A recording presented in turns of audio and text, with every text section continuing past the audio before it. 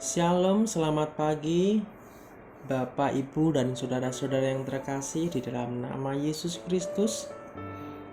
Dalam perjumpaan pada hari ini kita akan merenungkan bersama-sama pada kebenaran firman Tuhan pada pagi hari ini sebelum kita mengawali aktivitas kita di pagi hari ini.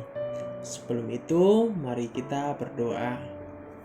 Bapa penuh kasih di dalam nama Yesus Kristus, kami bersyukur atas rahmat dan perlindungan-Mu hingga pada saat pagi hari ini kami boleh bangun dengan tubuh yang sehat. Itu semua karena kebaikan dan anugerah-Mu bagi kami. Dan kami akan mengawali aktivitas kami Tuhan dengan merenungkan sebagian sabda kebenaran firman. Tuhan pimpin dan bimbing kami. Hanya nama-Mu yang kami prioritaskan di dalam kehidupan kami. Hanya di dalam satu nama Yesus Kristus. Haleluya. Amin.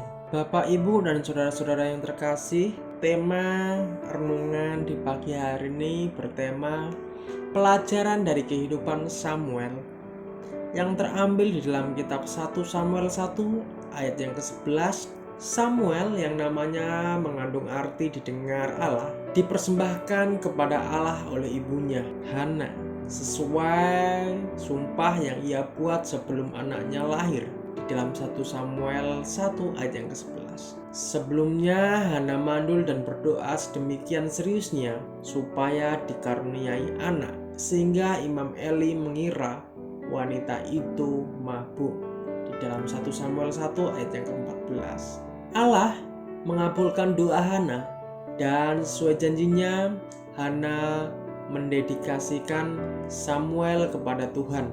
Setelah Samuel disapih, diperkirakan sekitar umur 4 tahun, ia dibawa ke bait untuk melayani di bawah otoritas Imam Eli di dalam 1 Samuel 1 ayat yang ke-22 sampai 25. Bahkan ketika masih kecil, Samuel diberi baju efod dari kain lenan, sebuah jubah yang umumnya dikhususkan bagi imam ketika melayani di hadapan Tuhan di kemah pertemuan di Silo, di mana Bahtera Perjanjian berdiam di dalam 1 Samuel 2 ayat 18 dan Samuel 3 ayat yang ketiga. Menurut tradisi, para putra imam akan meneruskan pelayanan ayah mereka.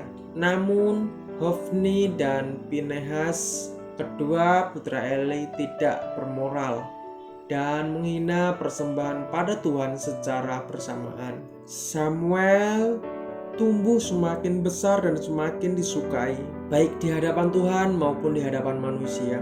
Ketika nubuat dan penglihatan jarang datang, Samuel mendengar apa yang ia sangka panggilan Eli pada malam hari. Meskipun Samuel yang masih anak ini melayani di tabernakel, ia masih belum mengenal Tuhan dan firman Allah masih belum terungkap baginya di dalam 1 Samuel 3 ayat yang ke-7.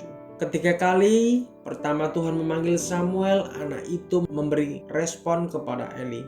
Eli memahami apa yang sedang terjadi dan memerintah Samuel untuk merespon kepada Tuhan jika panggilannya didengarnya lagi. Kemudian lalu datanglah Tuhan berdiri di sana dan memanggil seperti yang sudah-sudah. Samuel, Samuel, dan Samuel menjawab, berbicaralah sebab hambamu ini mendengar di dalam 1 Samuel 3 ayat yang ke-10. Allah memberikannya pesan tentang hukuman yang harus disampaikan pada Eli. Keesokan harinya Samuel mengambil langkah imam pertamanya, memberitahu Eli segala sesuatu yang ia dengar, meskipun isi pesannya buruk bagi Eli dan keluarganya.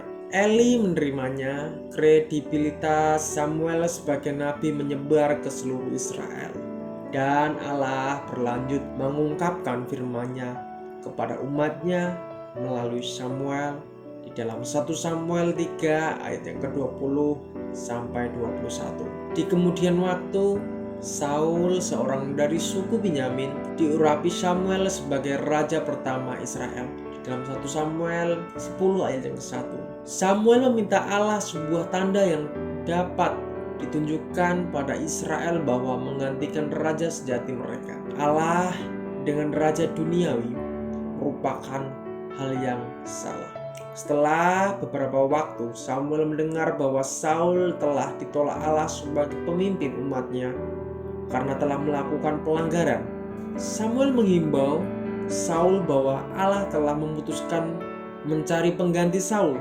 Di dalam 1 Samuel 13 ayat yang ke-14, Allah memerintah Samuel mencari raja pengganti dari keluarga Isai, dan Samuel mengurapi anak bungsu Isai bernama Daud.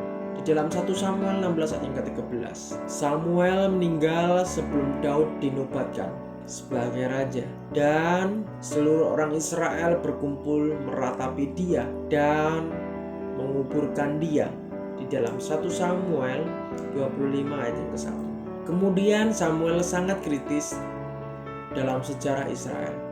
Ia adalah seorang nabi yang mengurapi kedua raja pertama Israel, dan ia adalah hakim Israel yang terakhir, yang dianggap sebagai hakim agung. Di dalam Kisah Para Rasul 13 ayat yang ke-20, Samuel dikutip bersama Musa dan Harun sebagai tokoh yang berdoa kepada Allah, dan dijawab di dalam Mazmur 99 ayat yang ke-6. Di kemudian hari, pada masa di mana Israel sedang hidup dalam pelanggaran terhadap Allah, Tuhan menyatakan Israel bahkan tidak terselamatkan walaupun dibela oleh Musa atau Samuel. Kedua pembela Israel terbesar di dalam Yeremia 15 ayat yang ke-1.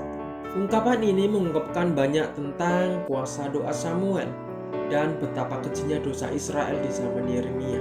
Banyak yang dapat dipelajari dari kehidupan Samuel. Secara utama, kita dapat memahami kedaulatan Allah di atas Israel tanpa menghiraukan siapa yang telah mereka pilih untuk memimpin mereka. Tahta hati kita mungkin diduduki oleh orang atau hal lainnya, namun di dalam hati para pengikutnya, Allah selalu berdaulat dan tak akan pernah membiarkan kedaulatannya digeser oleh hal lain.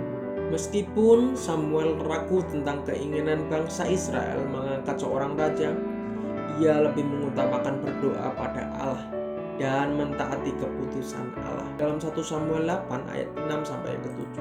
Tema utama dalam kehidupan Samuel ialah bahwa Allah saja yang layak menerima kemuliaan dan kehormatan. Setelah mengangkat kedua putranya sebagai hakim, kita dapat memperkirakan bahwa Samuel pasti berduka mendengar bahwa mereka tak layak memimpin. Ketika ia berdoa kepada Allah dan menanyakan keinginan bangsa itu mengangkat raja, ia tidak membela kedua putranya. Samuel taat pada perintah Allah untuk mengabulkan keinginan bangsa itu. Sebuah ayat kunci dalam kehidupan Samuel dapat ditemui dalam ucapannya kepada Raja Saul.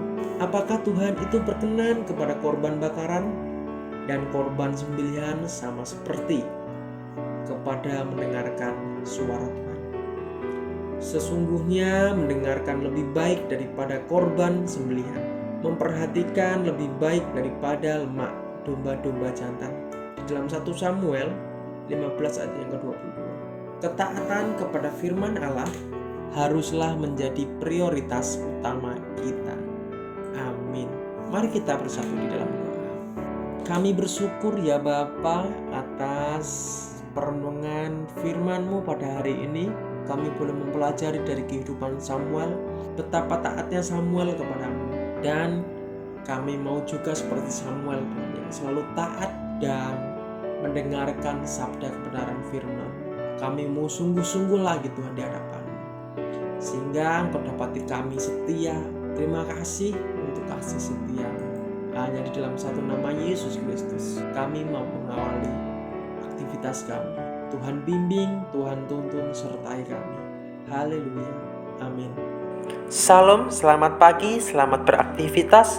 Tuhan Yesus memberkati kita semua. Amin.